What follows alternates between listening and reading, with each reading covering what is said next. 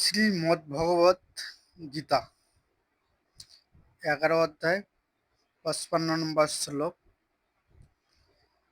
শ্রীমদ্ভগবত গীতার এটা বিশ্বরূপ দর্শন। পরমেশ্বর ভগবান লাভের 5টি পথ। মত কর্ম কৃত, ভগবানের উদ্দেশ্যে কর্ম করা। জীবনের প্রতিটি কাজ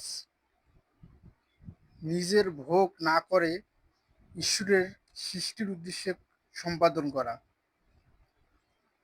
মত পরমম, ঈশ্বরকে পরম লক্ষ্য হিসেবে গ্রহণ করা। পরমেশ্বর ভগবানের জীবনের একমাত্র আশ্রয় এবং চূড়ান্ত গন্তব্য হিসেবে স্থির করা। মদ ভক্ত,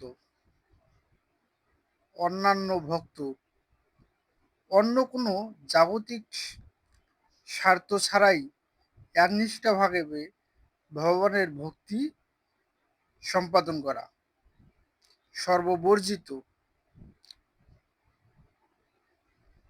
বিষয়াসক্তি ও জাগতিক বন্ধন থেকে মুক্ত হয়ে নির্লিপ্তভাবে জীবনের অতিবাহিত করা। নির্বৈভব সর্বভূতেষু, সকল জীবের প্রতি হিংসা মুক্ত হওয়া। শত্রু মিত্র নির্বিশেষে পৃথিবীর সমস্ত জীবের প্রতি বৈভব ত্যাগ করে অহিংসা ও মৈত্রী পোষণ করা। মামেতি মানে আমাকে লাভ করা উপরের বর্ণিত 5টি গুণের মধ্যে বিদ্যমান। তিনি সফলভাবে ভগবানের ধাম ও পরম ব্রহ্মকে লাভ করেন।